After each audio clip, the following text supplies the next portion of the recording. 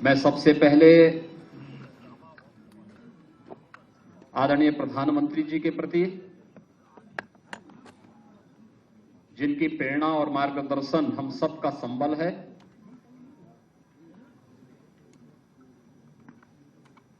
जिनके मार्गदर्शन में उत्तर प्रदेश ने देश और दुनिया में अपनी एक अलग और नई पहचान बनाई है। मैं इसके लिए आदरणीय प्रधानमंत्री जी के मार्गदर्शन के लिए हृदय से आभार व्यक्त करता हूं। मैं आभार व्यक्त करता हूं सभी केंद्रीय मंत्रिमंडल के माननीय मंत्रियों का, आदरणीय गृह मंत्री जी, आदरणीय रक्षा मंत्री जी, आदरणीय सड़क परिवहन राजमार्ग मंत्री जी और केंद्रीय मंत्रिमंडल के उन सभी माननीय मंत्रियों का, जिनका सदैव राज्य को पिछले 6 वर्ष के अंदर एक सकारात्मक सहयोग प्राप्त हुआ है। केंद्रीय नेतृत्व का, माननीय राष्ट्रीय अध्यक्ष जी का, राष्ट्रीय संगठन महामंत्री जी का और उन सभी पदाधिकारियों का, जिन्होंने सदैव एक सकारात्मक भाव के साथ उत्तर प्रदेश को एक नया संबल दिया है। मैं इस अवसर पर अपने मंत्रिमंडल के सभी सहयोगियों, प्रदेश संगठन के अपने प्रदेश अध्यक्ष जी, प्रदेश संगठन महामंत्री जी और उन सभी पदाधिकारियों को भी हृदय से अभिनंदन करता हूं, जिन्होंने लगातार न केवल सरकार और संगठन के परस्पर समन्वय, अपितु डबल इंजन सरकार के कार्यक्रमों को जन जन तक पहुंचाने में अपना योगदान दिया। सम और विषम परिस्थितियों में उत्तर प्रदेश की जनता जनार्दन के लिए पूरी मजबूती के साथ, पूरी तत्परता के साथ लगकर के कार्य किया है। उन सबको मैं इस अवसर पर हृदय से बधाई देता हूं। मित्रों, मैं इस अवसर पर आप सबका विशेष रूप से हृदय से अभिनंदन करता हूं कि आप सबने बहुत सकारात्मक भाव के साथ प्रदेश के अंदर हुए कार्यों को देश और दुनिया के सामने पहुंचाने का कार्य किया है। 6 वर्ष पहले उत्तर प्रदेश कहां था और इन 6 वर्षों के अंदर जो परिवर्तन हुआ है, वह परिवर्तन एक नए उत्तर प्रदेश की गाथा को सबके सामने भी रखता है। और मुझे बताते हुए प्रसन्नता है कि ये 6 वर्ष उत्तर प्रदेश के लिए अत्यंत महत्वपूर्ण रहे हैं। फुल मेजॉरिटी की सरकार और सरकार की स्थिरता का मतलब क्या होता है? यह भारतीय जनता पार्टी की सरकार ने उत्तर प्रदेश के अंदर परस्पर समन्वय और संवाद के माध्यम से उसे प्राप्त किया है।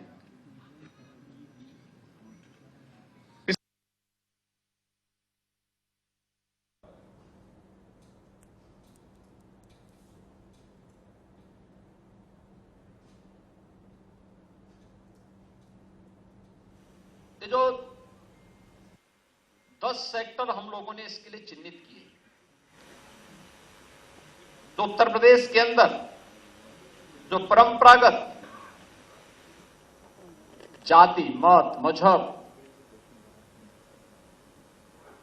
भ्रष्टाचार, परिवारवाद, इस सब के नाम पर जो राजनीति होती थी, इससे अलग हट करके उत्तर प्रदेश की पहचान, उत्तर प्रदेश के अनुरूप असीम संभावनाओं वाले प्रदेश के रूप में उत्तर प्रदेश की पहचान हो, उस रूप में उसे आगे बढ़ाने के लिए जो 10 सेक्टर चिन्हित हुए, उस पर हमारी पूरी टीम ने काम किया। 6 वर्ष में से मित्रों 3 वर्ष तो वैश्विक महामारी कोरोना से लड़ते हुए, जूझते हुए व्यतीत हुए, और उसी में हम लोगों ने राह भी निकाली। मुझे बताते हुए प्रसन्नता है कि उत्तर प्रदेश ने इस दौरान अनेक उपलब्धियां हासिल की। जो उत्तर प्रदेश, जिसके बारे में कहा जाता था कि उत्तर प्रदेश में विकास नहीं हो सकता, विकास की कोई सोच नहीं है, आज वह आदरणीय प्रधानमंत्री जी की सभी फ्लैगशिप स्कीम में देश के अंदर नंबर 1 की दौड़ में है, नंबर 1 की यात्रा को आगे बढ़ा रहा है। ये वही उत्तर प्रदेश है जिसके बारे में लोगों की धारणा थी कि नहीं, वहां तो परिवारवाद है, वहां भ्रष्टाचार है, वहां हर दूसरे तीसरे दिन एक दंगा होता है। 6 वर्ष के अंदर उत्तर प्रदेश दंगा मुक्त हुआ। 6 वर्ष में उत्तर प्रदेश ने अपने इंफ्रास्ट्रक्चर को बेहतर किया है। देश के सबसे अच्छे इंफ्रास्ट्रक्चर वाले राज्यों में उत्तर प्रदेश की गिनती हो रही है। अपने युवाओं के बारे में एक बेहतरीन सोच को आगे बढ़ाने वाले राज्य के रूप में हो रही है, जहां सरकारी नौकरियों में पूरी ईमानदारी और पारदर्शिता तो रहेगी ही, लेकिन निजी क्षेत्र में भी नौकरी और रोजगार की ढेर सारी संभावनाओं को आगे बढ़ाने के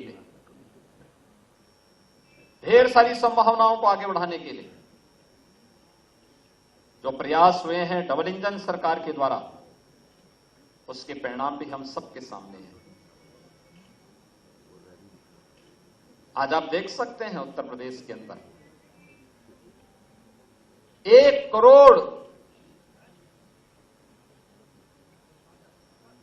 से अधिक निराश्रित महिला, वृद्धावस्था पाने वाली, पेंशन पाने वाली महिलाओं, दिव्यांगजनों को 12,000 रुपए सालाना केवल पेंशन की सुविधा उत्तर प्रदेश वर्तमान में उपलब्ध करा रहा है। ये वही उत्तर प्रदेश है जहां पर तमाम अभिभावक इस बात के लिए चिंतित रहते थे कि बिटिया विवाह योग्य होगी, क्या होगा, बेटी को कैसे पढ़ाएंगे। आज 14 लाख से अधिक बेटियों को मुख्यमंत्री कन्या सुमंगला योजना से आच्छादित किया गया है, और प्रदेश के अंदर बिटिया की पढ़ाई पूरी होगी तो मुख्यमंत्री सामूहिक विवाह योजना भी उस बेटी की शादी के लिए शासन के सहयोग से इस कार्यक्रम को आगे बढ़ाने का कार्य करेगी। 2.25 लाख से अधिक बेटियों की शादी ब्याह से संपन्न हो गया। लगातार इस पे कार्य चल रहे हैं। महिला स्वयंसेवी समूह एक नए मॉडल के रूप में आज उत्तर प्रदेश के अंदर कार्य कर रही है। महिला और बाल विकास विभाग के पोषाहार योजना को हर कुपोषित परिवार तक पहुंचाने का कार्य और उनके स्वयं के प्लांट हर ब्लॉक खंड स्तर पर लगाए जा रहे हैं। वहीं महिला सशक्तिकरण, स्वावलंबन और सम्मान के एक आदर्श के रूप में भी उत्तर प्रदेश आगे बढ़ा है। युवाओं को आसानी से नौकरी भी मिल सके, वे आर्थिक स्वावलंबन की ओर अग्रसर भी हो सके, उनके द्वारा स्वतः रोजगार को भी आगे बढ़ाने का प्रयास हो सके। उत्तर प्रदेश आज अपने एमएसएमई को जिस रूप में प्रमोट किया है, वन डिस्ट्रिक्ट वन प्रोडक्ट की योजना आज उत्तर प्रदेश में ही नहीं, देश में और दुनिया में एक नई धूम मचा रहा है। विश्वकर्मा श्रम सम्मान उत्तर प्रदेश के हस्तशिल्पियों, कारीगरों को एक नई पहचान दिला रहा है। 2 करोड़ युवाओं को तकनीकी दृष्टि से हम सक्षम बना सके। टैबलेट और स्मार्टफोन देने वाला ये देश का पहला राज्य है जो अब तक 2 करोड़ युवाओं को ये सुविधा देने की कार्रवाई को आगे बढ़ाता है और 20 लाख से अधिक युवाओं को अब तक हम इस सुविधा का से लाभान्वित भी कर चुके हैं।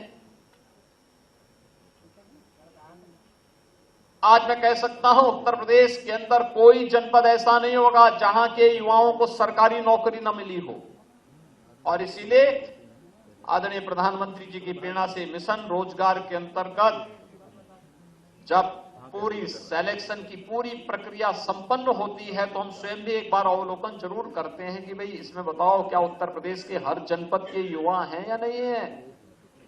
आज वह भी तस्वीर हम सबके सामने देखने को मिलती है। हर जनपद के युवाओं को उसमें स्थान मिलता है, बिना भेदभाव के मिलता है, और सम्मानजनक ढंग से हर तबके का युवा उत्तर प्रदेश के अंदर आकर के न केवल सरकारी नौकरी बल्कि आज निवेश के बेहतरीन गंतव्य के रूप में भी जिस स्थान को उसने आगे बढ़ाया है, करोड़ों युवाओं को नौकरी और रोजगार की संभावनाओं को आगे बढ़ाने में हमें मदद मिली। कोविड कालखंड में हर व्यक्ति इस बात को जानता है कि कैसे उत्तर प्रदेश की वन डिस्ट्रिक्ट वन प्रोडक्ट की प्रोग्राम ने, परियोजना ने आने वाले हर कामगार और श्रमिक के हाथों को कार्य दिया था, उन्हें बेरोजगार नहीं होने दिया था। विपत्ति के समय भी, चुनौती के समय भी कैसे कार्य होता है, उत्तर प्रदेश एक रोल मॉडल के रूप में प्रस्तुत हुआ था कि नहीं, हम करके दिखा सकते हैं, हम चुनौती का सामना हम करेंगे। उत्तर प्रदेश ने मानक भी प्रस्तुत किए।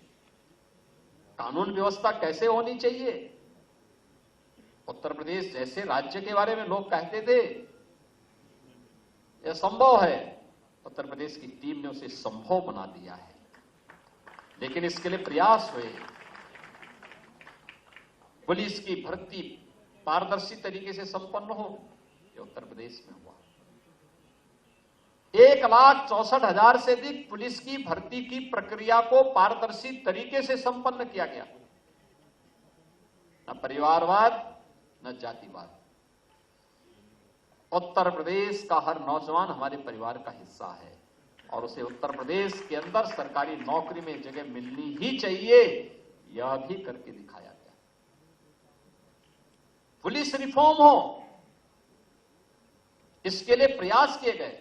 7 पुलिस कमिश्नरेट यह भी उत्तर प्रदेश के अंदर बने हैं, ये पहली बार देखने को मिल रहा होगा। उत्तर प्रदेश में हर तहसील स्तर पर फायर टेंडर की स्थापना हो, ये कार्य भी हुए। पुलिस की अवस्थापना सुविधाओं के कार्यक्रम को हम आगे बढ़ा सकें, यह भी आप हर पुलिस लाइन में आप चले जाइए, हर थाने में आप चले जाइए, आपको पुलिस कार्मिकों के लिए अच्छे बैरक बनते हुए दिखाई दे रहे होंगे या बन चुके हैं। साइबर थाना अपराध के बढ़ने के साथ हर रेंज स्तर पर और फिर हर जिले स्तर पर भी साइबर थाने की स्थापना हो, इस कार्यक्रम को भी बढ़ाया गया। हर रेंज स्तर पर फॉरेंसिक लैब की स्थापना हो। उत्तर प्रदेश में पुलिस की ट्रेनिंग की क्षमता को बढ़ाया जा सके, इसको 3 गुना भी इस दौरान हम लोगों ने करने में सफलता प्राप्त की है। उत्तर प्रदेश में अपना स्वयं का साइबर और फॉरेंसिक इंस्टीट्यूट हो, उसकी स्थापना भी लखनऊ में हो रही है और इसी सत्र में हम उस पर पाठ्यक्रम भी प्रारंभ करने जा रहे हैं।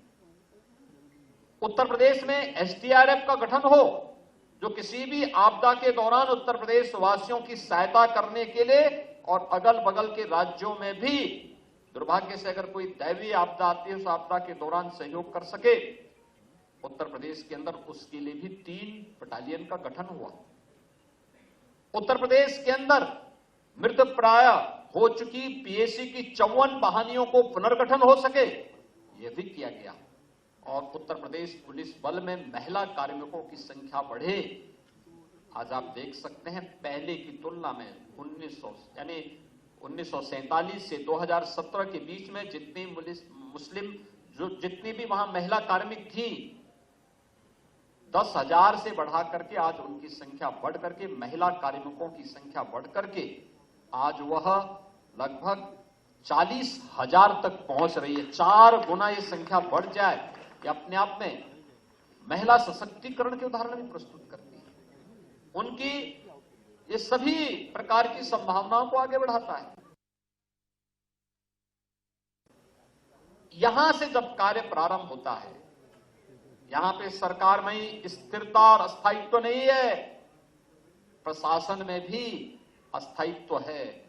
पहली बार आपने वर्षों के बाद, दशकों के बाद देखा होगा, कोई जिलाधिकारी, कोई पुलिस अधीक्षक अपना पूरा टेन्योर पूरा कर रहा है जनपदों में। अन्यथा ताश के पत्तों की तरह फेंटे जाते थे सर। प्रशासन में स्थिरता नहीं होगी, शासन में स्थिरता नहीं होगी, हम कुछ भी परफॉर्म नहीं कर सकते। लेकिन डबल इंजन सरकार की ताकत है। आज शासन में अस्थायित्व है तो प्रशासन को भी उस अस्थायित्व का लाभ मिल रहा है और उसका अंततः लाभ उत्तर प्रदेश की 25 करोड़ जनता को प्राप्त हो रहा है। उसका लाभ उत्तर प्रदेश की जनता को हो रहा है। हर एक सेक्टर में, हर एक क्षेत्र में ये सब रिफॉर्म के लाभ प्राप्त हो रहे हैं, इस परफॉर्म के लाभ प्राप्त हो रहे हैं। अकेले अन्नदाता किसानों के जीवन में परिवर्तन लाने के लिए डीबीटी के माध्यम से 3.5 लाख करोड़ रुपए से अधिक की धनराशि डीबीटी के माध्यम से अन्नदाता किसानों के खाते में गया है। और अगर कर्ज माफी की बात को मैं भी इसके साथ जोड़ दूं तो यह संख्या बढ़ करके 4 लाख करोड़ रुपए से ऊपर तक पहुंचती है। मित्रों, ये चीजें दिखाती हैं सरकार की प्राथमिकता जाति, मत, मजहब, क्षेत्र, भाषा नहीं। गांव है, गरीब है, किसान है, नौजवान है, महिलाएं हैं, समाज का प्रत्येक तबका है। और सरकार ने अपने कार्यक्रमों के माध्यम से केंद्र और राज्य सरकार की योजनाओं को पूरी ईमानदारी के साथ उन तक पहुंचाने का काम हुआ। आज उत्तर प्रदेश में बेहतरीन इंफ्रास्ट्रक्चर है। इंफ्रास्ट्रक्चर के कार्यों को आप देख सकते हैं उत्तर प्रदेश के अंदर। पूर्वी उत्तर प्रदेश जो विकास की दौड़ में पिछड़ गया था, पूर्वांचल एक्सप्रेस वे के साथ जुड़ चुका है। बुंदेलखंड जो आर्थिक रूप से विपन्न माना जाता था, आज बुंदेलखंड एक्सप्रेस वे के साथ जुड़ चुका है। पश्चिमी उत्तर प्रदेश को मध्य उत्तर प्रदेश और पूर्वी उत्तर प्रदेश से जोड़ने के लिए आज गंगा एक्सप्रेस वे पर कार्य युद्ध स्तर पर चल रहा है। और मुझे लगता है कि अब तक हम लोग 12% से अधिक काम उस पर संपन्न कर चुके हैं। तेजी के साथ कार्य चल रहा है और हमारा प्रयास है कि प्रयागराज कुंभ 2025 के पहले पहले गंगा एक्सप्रेस वे का निर्माण पूरा हो और पश्चिमी उत्तर प्रदेश से आने वाले सभी श्रद्धालुओं को प्रयागराज कुंभ में आने का अवसर प्राप्त हो तो गंगा एक्सप्रेस वे उनके स्वागत के लिए तैयार हो जाए। आज उत्तर प्रदेश में एयर कनेक्टिविटी बेहतर, रोड कनेक्टिविटी बेहतर हुई है। इंटर स्टेट कनेक्टिविटी को 4 लेन के साथ जोड़ा गया। हर जिला मुख्यालय को 4 लेन के साथ जोड़ने की कार्रवाई या तो पूरी हो चुकी है या युद्ध स्तर पर चल रही है। हर जिला मुख्यालय को एक रिंग रोड से जोड़ा जाए जिससे सिटी के अंदर के अनावश्यक कंजेशन को दूर किया जा सके। आज उस पर भी उत्तर प्रदेश ने तेजी के साथ अपने कार्यक्रम को आगे बढ़ाया है। गांव-गांव की सड़क मार्गों को बेहतरीन करने का कार्य हुआ है और ये कार्यक्रम निरंतर आगे बढ़ रहे हैं। मेट्रो देश के अंदर सबसे अधिक सिटी में यूपी के अंदर मेट्रो चल रही, 5 सिटी में चल रही है। 6ठी सिटी हमारी आगरा में कार्य चल रहा है, जिसे हमारा प्रयास है कि नवंबर दिसंबर 2023 तक आगरा की मेट्रो के फर्स्ट फेज के कार्य को हम संपन्न करके उसे राष्ट्र को समर्पित करें। रैपिड रेल देश के अंदर पहला स्टेट है जहां पर राष्ट्रीय राजधानी से रैपिड रेल को जोड़ने की कार्रवाई हो रही है और वह लगभग पूरी हो चुकी है। अगले महीने तक आदरणीय प्रधानमंत्री जी के कर कमलों से उसे राष्ट्र को समर्पित करने का कार्य भी होगा। रैपिड रेल आधुनिक पब्लिक ट्रांसपोर्ट की बेहतरीन सुविधा, यही उत्तर प्रदेश। एयर कनेक्टिविटी, जब 17 में हम लोग आए थे तो 2 एयरपोर्ट हमारी पूरी तरह क्रियाशील थे, तो दो आंशिक थे। लखनऊ और वाराणसी ये क्रियाशील एयरपोर्ट थे, लेकिन गोरखपुर और आगरा आंशिक थे। आज हमारे पास 9 एयरपोर्ट पूरी तरह क्रियाशील हैं। 12 एयरपोर्ट पे हम वर्तमान में कार्य कर रहे हैं। इनमें से 5 को एयरपोर्ट अथॉरिटी ने एयर कनेक्टिविटी के साथ जोड़ने के साथ हमारे साथ एमओयू किया और अपनी सहमति भी दे दी है।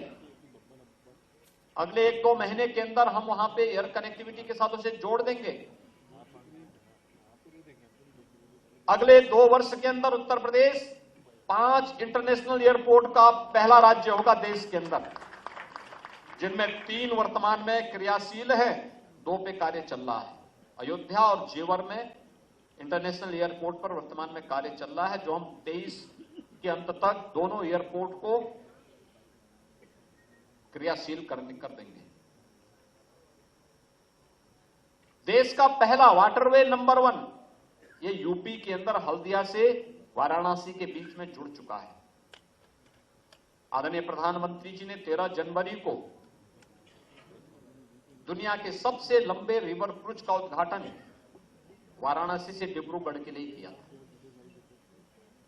यानी पूर्वी बंदरगाह से जो उत्तर प्रदेश को हमेशा इस बात का रहता था, मलाल रहता था कि हमारे पास किसी भी बंदरगाह से जुड़ने के लिए कोई माध्यम नहीं है।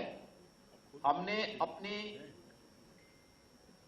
पतित पावन नदियों को उसको माध्यम बनाया है और आज हम लोग पूर्वी बंदरगाह से सीधे सीधे जुड़ सकते हैं और पूर्वी बंदरगाह के साथ जुड़ते हुए आज वाराणसी से हल्दिया के बीच में वाटरवे प्रारंभ हो चुका है।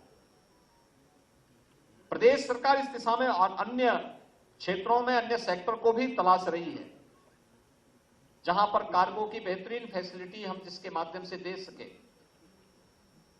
हम वहां पर अन्य तमाम सुविधाओं से युक्त सुविधाएं दे रहे हैं, जिससे किसान के उत्पाद को हम वैश्विक बाजार तक पहुंचाने में हमें सफलता प्राप्त हो सके। ये सभी कार्यक्रम इसके साथ जुड़ रहे हैं। मित्रों, पिछले 6 वर्ष के अंदर उत्तर प्रदेश ने सचमुच अपना परसेप्शन बदला है। आज उत्तर प्रदेश के बारे में कोई नेगेटिव टिप्पणी नहीं करता, नकारात्मक नहीं सोचता। आज उत्तर प्रदेश का नाम सुनते ही लोगों के चेहरे पर एक नई चमक आती है, बाहर के लोगों के मन में एक चमक आती है। और नहीं तो 6 वर्ष पहले तक उत्तर प्रदेश का नाम सुनने पर लोग बड़ी संदेह की दृश्य देखते थे। ये जो परसेप्शन चेंज हुआ है, मैं मानता हूं ये हमारी सरकार की, डबल इंजन सरकार की सबसे बड़ी उपलब्धियों में से एक है। हमारे नौजवानों के सामने पहचान का संकट आज के दिन पे नहीं है। हमारे नौजवानों के सामने किसी भी प्रकार का कोई अपनी पहचान को छुपाने का आज उनके सामने किसी प्रकार का कोई संकट नहीं आ सकता। आज वे जहां भी जाएंगे लोग बड़े सम्मान के साथ उन्हें उनकी